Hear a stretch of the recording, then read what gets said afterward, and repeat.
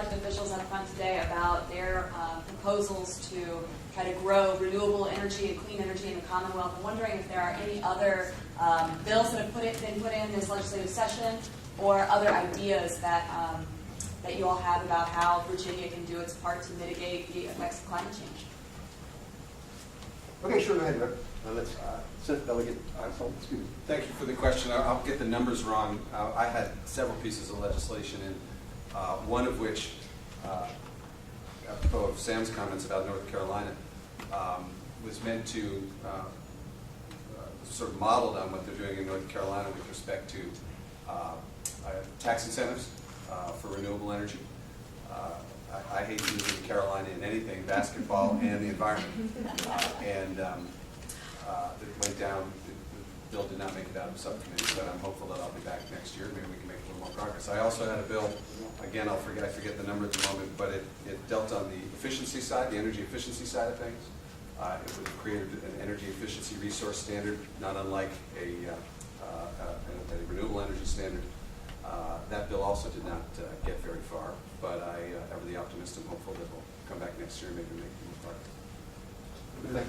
Senator Edwards are coming to. Thank you, Senator. There were several bills that we could have seen some fairly significant progress on climate this year that we simply, they were all killed in, except for one, which we're proud of, in the Energy Subcommittee of the Commerce Committee. The one bill that did a little bit in the right direction was net metering and taking 500 megawatts to 1 kilowatt. I'm sorry, 1 kilowatt. Sorry, 1 kilowatt. 500 kilowatts to 1 megawatt. We wanted 2 megawatts, but this is a positive step in the right direction and allows people to actually start embracing these net metering opportunities in ways we haven't in the past. At the same time, we need RPS reform. My legislation to actually address RPS reform through this 111D program had a very vigorous and robust debate, but it did not fare well. Same thing with the standby charges, taxing the sun. Georgia does not like taxing the sun. Georgia does not like taxing the sun, but we allow it to happen in the Commonwealth of Virginia.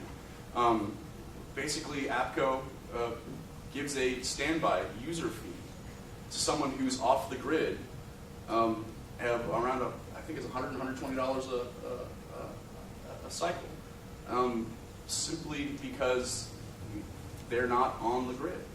And we think that's the wrong message to take. If someone's putting on solar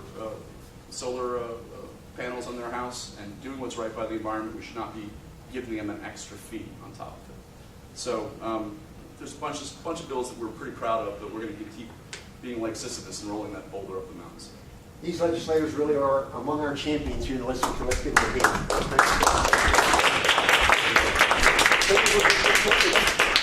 And then someone will have to get to the committee. So very briefly, appreciate what everybody, sorry it's late, but it's extremely important that, and I think Virginians know, having clean water, clean air, clean soil is not only important for the quality of life, but for the future of Virginia's economy. This is an economic issue as well as an environmental issue. I think we all know that. The price of solar, for example, is plummeting. And we need to improve and have more bills. For example, the bills I've had in the past, for example, power purchase agreements, where the Dominion is now working with the University of Richmond with regard to solar. And these kinds of things are small steps. We need to continue them. And again, it's not just a matter of protecting the earth and in the future, which it is, but it's also a matter of economics in the long run. And it's also a matter of health and safety for all of our citizens. Because everybody wants clean water, clean air, and clean soil. And I think if you talk to Virginians, you'll find almost everybody agrees with that. Hear, hear.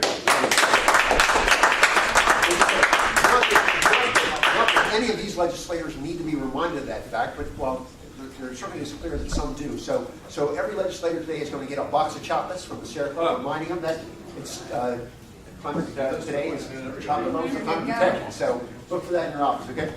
But, enjoy the chocolates here too. I'll give those to my wife. These are much better than the chocolates.